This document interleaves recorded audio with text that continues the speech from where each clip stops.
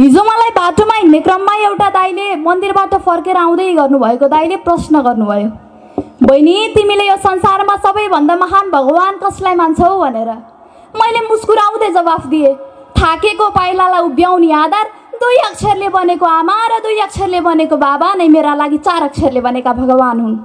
मेरो जवाफबाट सायद निशब्द भएर होला दाइ आफ्नो बाटो लाग्नुभयो। त्यस दिन मैले घर फर्केपछि कोठाको एउटा कुनामा बसेर आफ्नो भावना पोखेँ।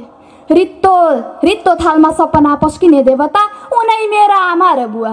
रित्तो थालमा सपना पस्किने देवता उनै मेरा आमा र बुवा। मेरी आमा, मेरो बा, नरोई सुन है, आज तिम्रा लागि यो छोरीले केही लेखेकी छु। 50 किलोको बोरा सकि नसकी काँधमा राखी मुस्कुराउँदै हिँडेको मैले मेरा बालाई देखेकी छु।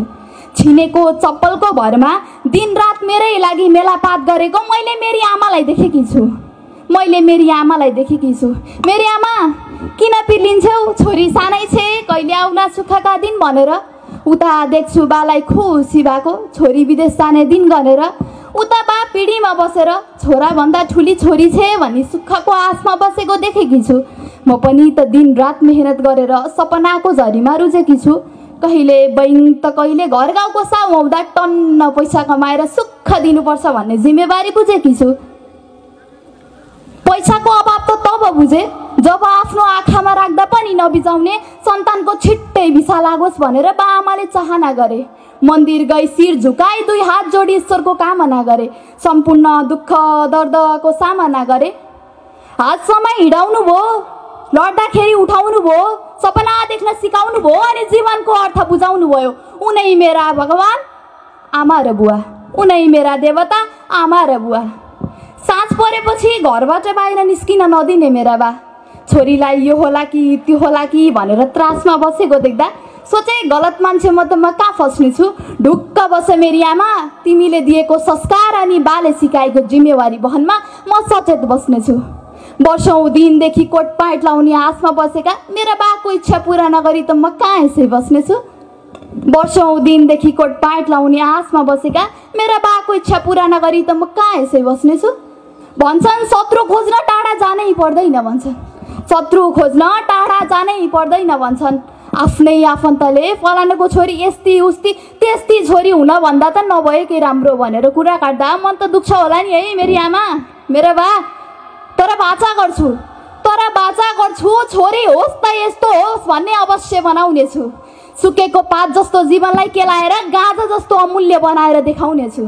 यति साहस बोकेर हिँडेकी छु, भगवान साथ दिनु है। तिम्रो अगाडि कुरा काटेर तिम्रो चित्त दुखाउनेलाई एक दिन म सफल भएर तिम्रै पाउ झुक्ने बनाउनेछु।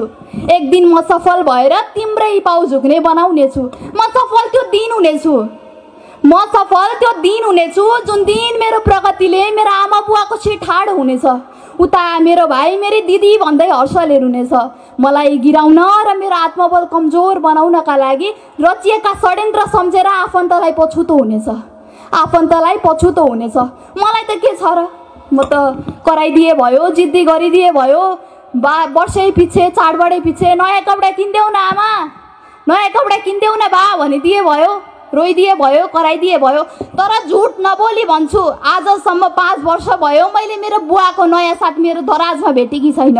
तर झुट नबोली भन्छु, मैले मेरी आमाले एउटै नयाँ चोली फेरेको देखेकी छैन।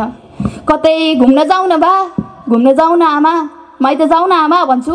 टन्न पैसा भए पो माइत जान मन लाग्छ छोरी भन्दै गुनासो गर्छौ नि। पर्खा आमा, यतिका दिनसम्म त दुःख गर्यौ, यतिका वर्षसम्म त दुःख गर्यौ, अब 2-4 वर्ष त हो।